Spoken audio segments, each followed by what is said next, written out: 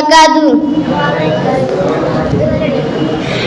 إن الحمد لله وحده والصلاة والسلام على من لا نبي بعده أما بعد رب اشرح لي صدري ويسر لي أمري واحلل عقدة من لساني يفقهوا قولي. আমি এখন হাজির হলাম আব্দুল্লাহ বিন ওমর রাদিয়াল্লাহু তাআলা আনহু থেকে বর্ণিত রাসূল সাল্লাল্লাহু আলাইহি ওয়াসাল্লাম বলেন, বুনিয়া ইসলামু আলা খামসিন শাহাদাতু আল্লা ইলাহা ইল্লাল্লাহ ওয়া আন্না মুহাম্মাদার রাসূলুল্লাহ ওয়া ইকামিস সালাতি ওয়া ইতাতিজ যাকাতি ওয়াল হজ্জি ওয়াস সাওমি রমাদান।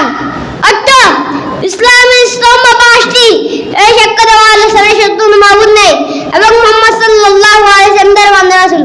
সালাত কায়েম করা, যাকাত আদায় করা, হজ পালন করা, রমজান মাসে সিয়াম পালন করা। সহিহ বুখারী 8 নম্বর হাদিস। আসসালামু আলাইকুম ওয়া রাহমাতুল্লাহি ওয়া বারাকাতুহু।